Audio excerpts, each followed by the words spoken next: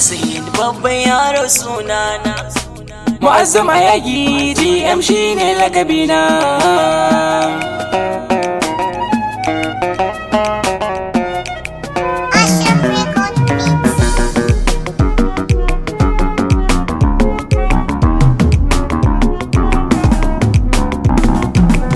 Abinda ka shuka shi za ka yi girbewa.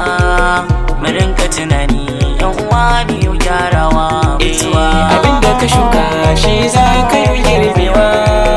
Mu dinga tunani yan uwa biyu dubawa mutuwa.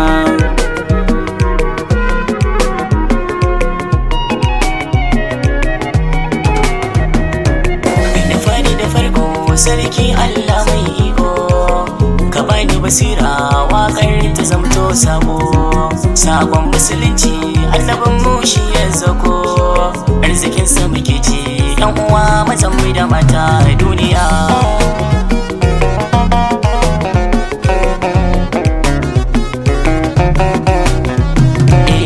Al'umma na yi kira a gare mu maza har mata, mu cire sarrai a cikin lamuran mu sai mu rabauta. Mu haɗe kai ba gaba zai sami cancanta, da shiga aljannar Allah za mu yi mutum min yi mutuwa.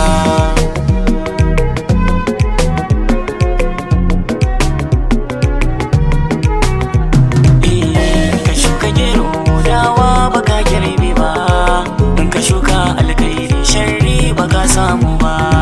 Da abin da ka shuka wataran za ka yi wa girba, sai mu gyara halin mu yan uwa mu bar yin zamba duniya.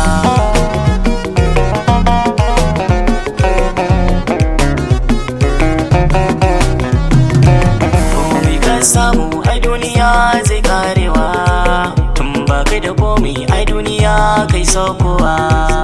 Ita duniyar nan mai karewa ce kai dubawa, to kai wane ne ko dan waye kai dubawa a duniya.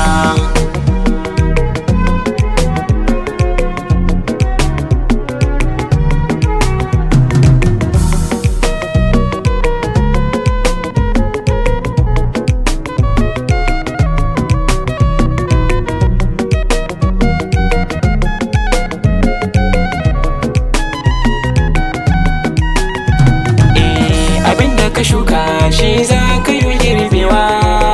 Mu rinka tunani yan uwa biyu gyarawa mutuwa. Ka magana duk abinda ka shuka za ka yi girba, haka alkawarin Allah ya faɗe shi mu zamin duba, kuma bakin alkalami ya bushe sai mu duba. Mu bi Allah har manzansa sai mu ci riba in mun yi mutuwa.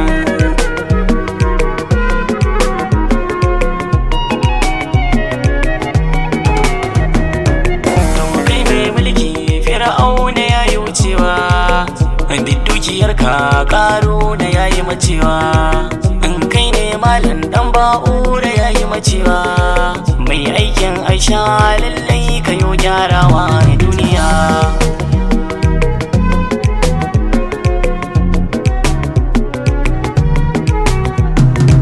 Tun kana jariri kwanan ka yake ragewa, a kwana a tashi komai yana shuɗewa. Ka tuna a yanzu mutuwa ke zagawa, mu bi ta sannu yan uwa biyo tarawa mutuwa.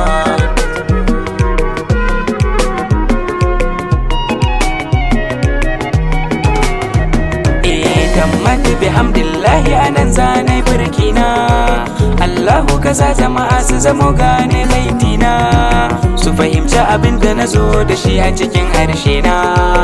Mu'azzami a yaƙi nake ni dai na san da akwai mutuwa.